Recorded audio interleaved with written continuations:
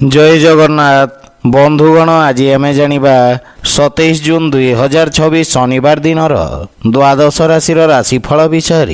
यही दैनिक राशिफल चंद्रको गोचर गणना को नहीं आधारित एवं चंद्रको गोचर गणना आम जीवन में बहुत प्रभाव पकई थाए। तो आसंतु सर्वप्रथमे जानिबा आजिर तिथि और राशि नक्षत्र विषय। आज हेउची 27 जून 2026 शनिवार ज्येष्ठ शुक्लपक्ष त्रयोदशी रात्र 12 घंटा 44 मिनिट गति चतुर्दशी। आज अनुराधा नक्षत्र रात्र 10 घंटा 11 मिनिट गति ज्येष्ठा नक्षत्र। आज बिछा चंद्र अहोरात्र। आज सांवत्सरिक श्राद्ध त्रयोदशी एकधिष्ट पार्वण। आज शुभ बेला दिवा 2 घंटा 11 मिनिट रु 3 घंटा 59 मिनिट पर्यंत। आज सूर्योदय प्रातः 5 घंटा 13 मिनिट। आज सूर्यास्त संध्या 6 घंटा 40 मिनिट। आज सिंह कन्या और मकर राशि महिला मानक घात चंद्र एवं वृष सिंह और कन्या राशि घात बार। आज बाइगण खाइबा निषिद्ध। तो बंधुगण आसंतु जानिबा आजिर राशिफल विषय। ता पूर्वर आम चैनल को जो मैंने नुआ करी आछंती तले थिवा लाल रंगर सब्सक्राइब बटन को दबाई आम चैनल को सब्सक्राइब करंतो और पाखरे थिवा घंटी बटन को दबाई ऑल रे सिलेक्ट करंतो काहेकि ना आमे अपलोड करिथिवा प्रत्येक वीडियो रो नोटिफिकेशन आपण सर्वप्रथमे पाई परिबे। तो प्रथमे जानिबा मेष राशि विषय। आपणक राशि स्थान अष्टम भाव में चंद्रदेवंको गोचर गुप्त शत्रु को सक्रिय करिबा। आपणक कार्यर अंतिम समय रे अवरोध उत्पन्न होई पारे। अतः कोनोसी भी कार्य पूरण न करिबा पर्यंत सार्वजनिक करंतु नहीं। परिवार कोनोसी सदस्यंक सहित मतभेद देखा दे पारे, किंतु आपण निज बाणी कौशल समस्त को प्रभावित करिवार प्रयास करिबे। जीवन साथी सहित संपर्क रे घनिष्ठता आसीब, किंतु पितांक स्वास्थ्यावस्थार विषय ध्यान रखंतु। निज क्रोध कारणरू संपर्क खराब हेब। बंधु मित्र प्रेम संबंध मानसिक शांति और प्रसन्नता प्रदान करिब। आर्थिक स्थिति मध्यम रहिब। कोनोसी प्रकार निवेश संबंधित निर्णय हानिकारक साब्यस्त हेब एवं विद्यार्थी छात्र छात्री माननकु आशातीत सफलता पाइबा पई अधिक संघर्ष करने पड़िब। व्यापार वाणिज्य रे प्रतिस्पर्धा वृद्धि पाइब। मानसिक चिंता स्वास्थ्यावस्था को खराब करि पारे। विशेष रूप से अनियमित रक्तचाप रोगी निजर विषय ध्यान रखंतु। आज आपण हनुमान चालीसार पाठ करंतु, शुभ फल पाइबे। वृष राशि आपणक सप्तम स्थान रे चंद्रदेवंको गोचर आपणको आर्थिक तथा व्यावसायिक चापरू मुक्ति प्रदानकारी रहिब। भागीदारी रे कोनोसी कार्य प्रारंभ करिवार योजना करुथिले समय शुभ रहिब। आपण निज समस्त व्यावसायिक दायित्व तुलाइबारे सफलता पाइबे एवं जीवन साथी सहित संपर्क रे मधुरतार भाव रहिब। परस्पर मध्य थिबा भूल बुझाबना दूर हेब। प्रेम जीवन रे एक नुआ प्रारंभ करिबे। कोनोसी भी कार्यर प्रारंभ माता पितांक आशीर्वाद नेकी करंतु, सफलता पाइबे। संतानंक भविष्यत संबंधित समस्या आपणको सामान्य चिंतित करिब। आर्थिक स्थिति मजबूत रहिब एवं आंशिक लाभ मध्य पाई परिबे। राजकीय पक्षरु धनार्जनरु सफलता मिलिब एवं सहयोगींक समर्थन रे निज लक्ष्य को हासिल करिबे। छात्र छात्री मानंकु किछि नुआ शिखिबार तथा व्यवहारिक रूप रे प्रयोग करिबार अवसर मिलिब, किंतु पेट संबंधित रोगर विषय ध्यान रखंतु। व्यायाम तथा प्राणायाम को दैनिक दिनचर्या रे शामिल करिबाकू प्रयास करंतु। आज आपण गोमाता को खाइबाकू दियंतु, शुभ फल पाइबे। मिथुन राशि आज आपणक षष्ठ भाव रे चंद्रदेवंको गोचर आपणक बुद्धिबल और पराक्रम रे वृद्धि करिब। आपण समस्त शत्रु मानक नाश करिबे। खाद्य संबंधी व्यापारी मानंकु विशेष लाभ मिलिब। दैनिक व्यावसायिक स्थिति सामान्य रहिब एवं संतानर प्रतीक्षा करिथिबा व्यक्ति को शुभ समाचार मिलिब। ଜୀବନସାଥୀଙ୍କ ସ୍ୱାସ୍ଥ୍ୟାବସ୍ଥାର ବିଶେଷ ଧ୍ୟାନ ରଖନ୍ତୁ। ପାରିବାରିକ ସୁଖ ସମୃଦ୍ଧିରେ ବୃଦ୍ଧି ଘଟିବ। ମାତାପିତାଙ୍କ ସହଯୋଗ ପ୍ରାପ୍ତି ହେବ ତଥା ଭବିଷ୍ୟତ ଯୋଜନାରେ ଆପଣ ଚର୍ଚ୍ଚା କରିବେ ଏବଂ ସମସ୍ୟା ସମାଧାନର ରାସ୍ତା ଖୋଜିବେ। ପୈତୃକ ସମ୍ପତ୍ତି ମିଳିବାର ପୂର୍ଣ୍ଣ ଯୋଗ ରହିଛି। ଆର୍ଥିକ ସ୍ଥିତି ଉତ୍ତମ ଅନୁକୂଳ ରହିଛି ଏବଂ ସୁଖ ସୁବିଧାରେ ଧନର ଅପବ୍ୟୟ ଠାରୁ ଆପଣ ଦୂରେଇ ରୁହନ୍ତୁ। ନିଜ ବ୍ୟବସାୟର ବିସ୍ତାରରେ ନିବେଶ କରିବା ଲାଭପ୍ରଦ ହେବ। ବନ୍ଧୁମିତ୍ରଙ୍କ ସହଯୋଗରୁ ସମସ୍ତ କାର୍ଯ୍ୟରେ ସଫଳତା ପାଇବେ। ଛାତ୍ରଛାତ୍ରୀଙ୍କୁ ଗୁରୁଜନଙ୍କ ଆଶୀର୍ବାଦ ମିଳିବ ଏବଂ ସ୍ୱାସ୍ଥ୍ୟ ସମସ୍ୟାରେ ସୁଧାର ଆସିବ। ଶାରୀରିକ ବା ମାନସିକ ରୂପରେ ଆପଣ ସୁସ୍ଥ ଓ ସ୍ଫୂର୍ତ୍ତିବାନ ଅନୁଭବ କରିବେ। ଆଜି ଆପଣ ଭଗବାନ ସୂର୍ଯ୍ୟଦେବଙ୍କୁ ଜଳ ଅର୍ପଣ କରନ୍ତୁ, ଶୁଭଫଳ ପାଇବେ। କର୍କଟ ରାଶି, ପଞ୍ଚମ ଭାବରେ ଚନ୍ଦ୍ରଦେବଙ୍କ ଗୋଚର ସମସ୍ତ କ୍ଷେତ୍ରର ବିଦ୍ୟାର୍ଥୀମାନଙ୍କ ପାଇଁ ଶୁଭ ସମାଚାର ନେଇକି ଆସିବ ଏବଂ ମାନସିକ ଶାନ୍ତି ମିଳିବ ତଥା ଭବିଷ୍ୟତକୁ ନେଇଥିବା ଚିନ୍ତାର ସମାଧାନ ମିଳିବ। ଆପଣଙ୍କ ମହତ୍ୱାକାଂକ୍ଷା ଚରମରେ ରହିବ। ପରିବାରରେ ସୁଖଦ ବାତାବରଣ ଲାଗି ରହିବ। ଆପଣଙ୍କ ଭାଇ ଭଉଣୀଙ୍କ ସହିତ କିଛି ଅସାମଞ୍ଜସ୍ୟ ସ୍ଥିତି ଦେଖାଦେଇପାରେ, କିନ୍ତୁ ଚର୍ଚ୍ଚା ଦ୍ୱାରା ମତଭେଦ ଦୂର ହେବ। ମାନସିକ ଶାନ୍ତି ଓ ପ୍ରସନ୍ନତା ପ୍ରାପ୍ତି ହେବ। ପ୍ରେମ ସମ୍ବନ୍ଧରେ କିଛି ମନମାଳିନ୍ୟ ହେବାର ଆଶଙ୍କା ରହିଛି। ଆର୍ଥିକ ସ୍ଥିତିରେ ସୁଧାର ଆସିବ। ନଗଦ ଅର୍ଥ ସମସ୍ୟା ଦେଖାଦେଇପାରେ। ଆପଣଙ୍କ ମାନ ସମ୍ମାନ ଓ ପଦ ପ୍ରତିଷ୍ଠାରେ ବୃଦ୍ଧି ଘଟିବ। ସମାଜରେ ଆପଣ କିଛି ସକାରାତ୍ମକ ପରିବର୍ତ୍ତନ ଆଣିବେ ଏବଂ ତ୍ୱଚା ସମ୍ବନ୍ଧିତ ରୋଗରୁ ମୁକ୍ତି ମିଳିବ। ସ୍ୱାସ୍ଥ୍ୟାବସ୍ଥା ଉତ୍ତମ ଅନୁକୂଳ ରହିବ ଏବଂ ଆପଣଙ୍କ ଏକାଗ୍ରତାରେ ମଧ୍ୟ ବିକାଶ ହେବ। ଆଜି ଆପଣ ଅସହାୟ ବ୍ୟକ୍ତିଙ୍କୁ ସାହାଯ୍ୟ କରନ୍ତୁ, ଶୁଭଫଳ ପାଇବେ। ସିଂହ ରାଶି, ଆପଣଙ୍କ ଚତୁର୍ଥ ଭାବରେ ଚନ୍ଦ୍ରଦେବଙ୍କ ଗୋଚର ଆପଣଙ୍କ ସ୍ୱଭାବ ତଥା କାର୍ଯ୍ୟଶୈଳୀରେ ସ୍ୱ ଅବଲୋକନର ଅବସର ପ୍ରଦାନ କରିବ। ଭବିଷ୍ୟତ ଯୋଜନାର ବିଚାର କରିବେ, କିନ୍ତୁ କୌଣସି ଅବସରକୁ ହାତଛଡ଼ା କରନ୍ତୁ ନାହିଁ। ବିଦ୍ୟାର୍ଥୀ ଛାତ୍ରଛାତ୍ରୀମାନଙ୍କୁ ଅଧିକ ଆତ୍ମବିଶ୍ୱାସ କାରଣରୁ କ୍ଷତିର ସମ୍ଭାବନା ରହିଛି। ମାତାଙ୍କ ସହିତ କିଛି ବୈଚାରିକ ମତଭେଦ ଦେଖାଦେଇପାରେ। ଘରର ସାଜସଜ୍ଜା ଜନିତ ବ୍ୟୟରେ ବୃଦ୍ଧି ଘଟିବ।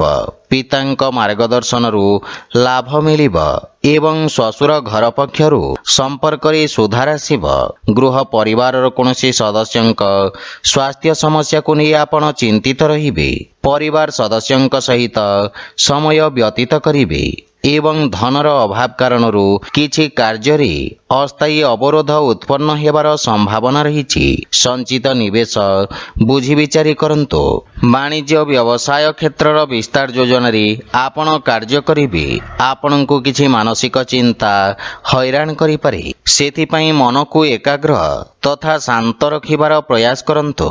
ଆଜି ଆପଣ ଓଂ ନମଃ ଶିବାୟ ମନ୍ତ୍ରର ଜପ କରନ୍ତୁ, ଶୁଭଫଳ ପାଇବେ। କନ୍ୟା ରାଶି, ଆପଣଙ୍କ ତୃତୀୟ ଭାବରେ ଚନ୍ଦ୍ରଦେବଙ୍କ ଗୋଚର ଆପଣଙ୍କ ବାଣୀକୁ ଚମତ୍କାରୀ ମଧୁରତା ପ୍ରଦାନ କରିବ।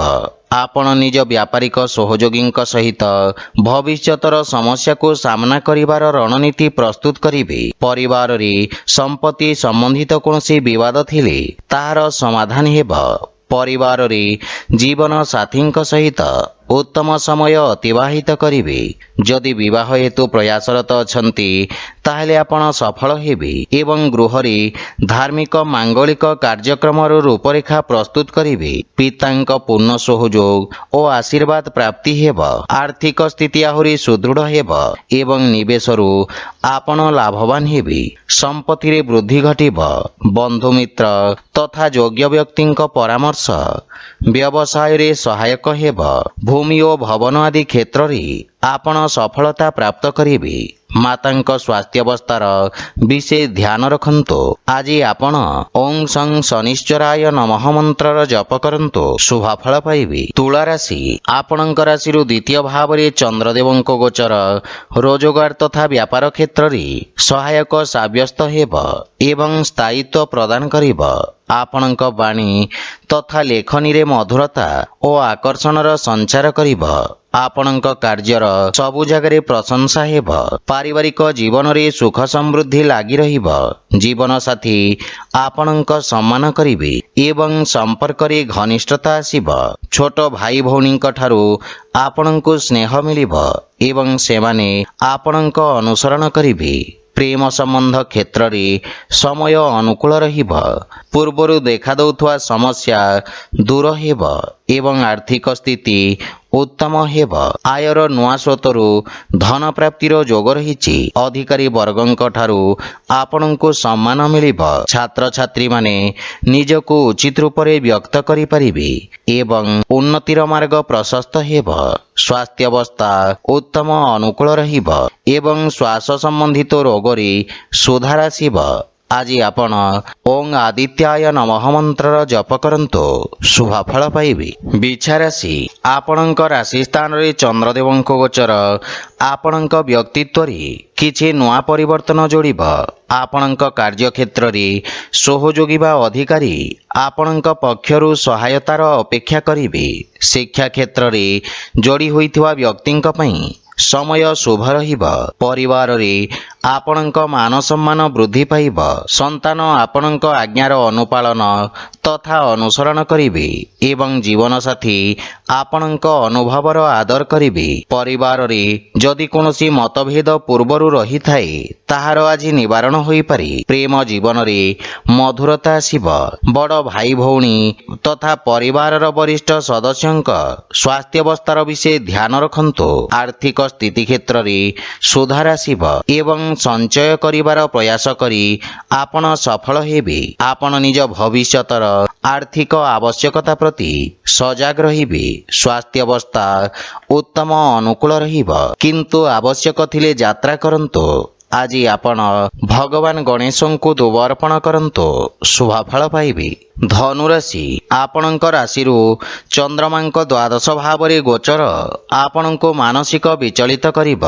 ଖର୍ଚ୍ଚରେ ସାମାନ୍ୟ ବୃଦ୍ଧି କାରଣରୁ ମନ ବ୍ୟଥିତ ରହିପାରେ। ବ୍ୟାପାର ବାଣିଜ୍ୟ ସାମାନ୍ୟ ରହିବ। ସାମାଜିକ ସେବାରେ ତନ ମନ ଓ ଧନରୁ ସହଯୋଗ ଦେବେ, କିନ୍ତୁ ବାଣୀରେ ନିୟନ୍ତ୍ରଣ ବଜାୟ ରଖନ୍ତୁ। କାର୍ଯ୍ୟକ୍ଷେତ୍ରରେ ଅନାବଶ୍ୟକ ବାଦବିବାଦରୁ ଆପଣ ଦୂରେଇ ରୁହନ୍ତୁ। ପାରିବାରିକ ସଦସ୍ୟଙ୍କ ସହଯୋଗ ମିଳିବାରେ ସମସ୍ୟା ଦେଖାଦେବ ଏବଂ ପାରିବାରିକ ଖର୍ଚ୍ଚରେ ନିୟନ୍ତ୍ରଣ କରିବାର ଆବଶ୍ୟକତା ରହିଛି। ଘର ପରିବାରର ସମସ୍ତ ସମସ୍ୟାର ସମାଧାନ ଧୈର୍ଯ୍ୟ ସହିତ କରିବାରେ ଆପଣ ସଫଳ ହେବେ। ପ୍ରେମ ଜୀବନ ସୁଖଦ ଅନୁଭୂତି ପ୍ରଦାନ କରିବ ଏବଂ ନଗଦ ଧନର ଅଭାବ ସାମ୍ନା କରିବାକୁ ପଡ଼ିବ। ଅର୍ଥ ସମ୍ବନ୍ଧିତ ଚିନ୍ତା ଆପଣଙ୍କୁ ଚିନ୍ତିତ କରିବ। ସେଥିପାଇଁ ଆର୍ଥିକ ଦେବାନେବାରେ ସାବଧାନ ରହିବାର ଆବଶ୍ୟକତା ରହିଛି। ବିଦ୍ୟାର୍ଥୀ ଛାତ୍ରଛାତ୍ରୀମାନଙ୍କୁ ଏକାଗ୍ରତା ବଜାୟ ରଖିବାରେ ସଂଘର୍ଷ କରିବାକୁ ପଡ଼ିବ। ମାନସିକ ଚିନ୍ତା ଆପଣଙ୍କ ସ୍ୱାସ୍ଥ୍ୟ ସମ୍ବନ୍ଧିତ କଷ୍ଟର କାରଣ ହୋଇପାରେ। ଆଖି ତଥା ରକ୍ତ ସମ୍ବନ୍ଧିତ ରୋଗରୁ ଆପଣ ବିଶେଷ ସାବଧାନ ରୁହନ୍ତୁ। ଆଜି ଆପଣ ହନୁମାନ ଚାଳିଶାର ପାଠ କରନ୍ତୁ, ଶୁଭଫଳ ପାଇବେ। ମକର ରାଶି ଆପଣଙ୍କ ଏକାଦଶ ଭାବରେ ଚନ୍ଦ୍ରଦେବ ଗୋଚର କରୁଛନ୍ତି। ସେଥିପାଇଁ ଆପଣଙ୍କ ଭାଗ୍ୟରେ ବୃଦ୍ଧି ଘଟିବ ଏବଂ ଉତ୍ତମ ଲାଭର ସ୍ଥିତି ଆପଣଙ୍କୁ ପୂର୍ଣ୍ଣ ସହଯୋଗ କରିବ। ବ୍ୟବସାୟର ସ୍ଥିତି ଉତ୍ତମ ଅନୁକୂଳ ରହିବ। କାର୍ଯ୍ୟକ୍ଷେତ୍ରରେ ଦେଖାଦେଉଥିବା ବାଧାବିଘ୍ନ ଦୂର ହେବାକୁ ଲାଗିବ। ପରିବାର ସଦସ୍ୟଙ୍କ ପୂର୍ଣ୍ଣ ସହଯୋଗ ପ୍ରାପ୍ତି ହେବ। ଆପଣଙ୍କ ବ୍ୟବହାର କୁଶଳତା ତଥା କର୍ମଠତା କାର୍ଯ୍ୟକ୍ଷେତ୍ରରେ ସହାୟକ ସିଦ୍ଧ ହେବ। ଭାଇ ଭଉଣୀଙ୍କ ପୂର୍ଣ୍ଣ ସହଯୋଗ ପ୍ରାପ୍ତି ହେବ। ପ୍ରେମ ଜୀବନରେ ନୂଆ ଅନୁଭବ କରିବେ। କୌଣସି ଶୁଭ ସମାଚାର ପାଇ ମନରେ ପ୍ରସନ୍ନତାର ଭାବ ରହିବ। ପାରିବାରିକ ବାତାବରଣ ସୁଖଦ ରହିବ ଏବଂ ନୂଆ ସମ୍ପର୍କ ସ୍ଥାପନ ହେବ। ସଞ୍ଚିତ ଯୋଜନାରେ ନିବେଶ କରିବା ପାଇଁ ଉତ୍ତମ ଅନୁକୂଳ ସମୟ, କିନ୍ତୁ ଅନାବଶ୍ୟକ ଖର୍ଚ୍ଚରେ ବିଶେଷ ସାବଧାନ ରୁହନ୍ତୁ। ରାଜନୀତିରେ ଜଡ଼ିତ ବ୍ୟକ୍ତିଙ୍କୁ କିଛି ନୂଆ ଅବସର ମିଳିବାର ସମ୍ଭାବନା ରହିଛି। କୌଣସି ଘାତକ କାର୍ଯ୍ୟଠୁ ଆପଣଙ୍କୁ ଆଜି ଦୂରେଇ ରହିବା ଉଚିତ। ଆଜି ଆପଣଙ୍କ ସ୍ୱାସ୍ଥ୍ୟାବସ୍ଥା ଉତ୍ତମ ଅନୁକୂଳ ରହିବ, କିନ୍ତୁ ପିତାଙ୍କ ସ୍ୱାସ୍ଥ୍ୟାବସ୍ଥାର ବିଶେଷ ଧ୍ୟାନ ରଖନ୍ତୁ। ଆଜି ଆପଣ ଶିବ ଚାଲିସା ପାଠ କରନ୍ତୁ, ଶୁଭଫଳ ପାଇବେ। କୁମ୍ଭ ରାଶି, ଆପଣଙ୍କ ଦଶମ ଭାବରେ ଚନ୍ଦ୍ରଦେବଙ୍କ ଗୋଚର ଆପଣଙ୍କୁ କୌଣସି ମହତ୍ୱପୂର୍ଣ୍ଣ ଅବସର ପ୍ରଦାନ କରିବ।